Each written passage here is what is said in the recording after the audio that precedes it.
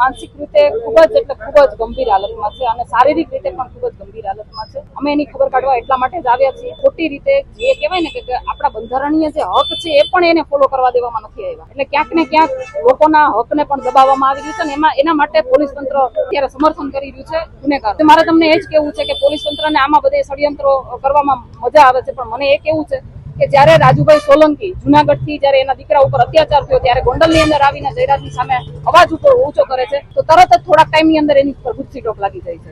જેવી રીતે કહેવાય ને કે નિખિલભાઈ ડોંગા એની ઉપર એની સામે બંધ પોકારે છે, એના થોડાક સમયની અંદર જ એની ઉપર ગુસ્સી ટોક લાગી જાય છે. દિનેશભાઈ પાતર એની આ લુખા તત્વોની સામે લડવા ઉભા થાય છે તો એના જેલ યોગ ચાલુ થઈ. એવી જ રીતે પિયુષભાઈ રાદડિયાના પણ એના ગામમાં રહીને એનો સામનો કરે છે, એ અન્યાયનો સામનો કરે છે અને અમારું સમર્થન કરવા આવે છે ત્યારે એની ઉપર પણ જેલ યોગ ચાલુ થઈ જાય છે અને એની હાલત એવી છે કે એ અત્યારે હોસ્પિટલના ખાટલે પડ્યા છે. બરાબર, તો એમાં પોલીસને ક્યાંય ષડયંત્ર નથી લાગતું. શું કામ? કારણ કે પોલીસ પોતે ષડયંત્રમાં સામેલ થઈ રહી અને ચોક્કસપણે લાગી રહ્યું છે. કારણ કે જે રીતે એમના બંધારણીય હક છીનવી લેવામાં આવ્યા છે, નથી એને નોટિસ આપવામાં આવી, જયારે એની ખરાબ કન્ડિશન હતી ત્યારે નથી એને હોસ્પિટલમાં લઈ જવામાં આવ્યા, નથી એને પરિવાર સાથે વાતચીત કરવા દેવામાં આવ્યા અને પૂછપરછના બાને જયારે પોલીસ તંત્ર એને બોલાવે છે તરત ને તરત ત્યાં એને બેસાડી દે છે. મારે એ કેવું છે કે આટલી બધી ઘટનાઓ આટલા બધા ટાઈમથી ચાલતી આવતી હોય તો એક જ દિવસે 4 FIR કેવી રીતે થાય?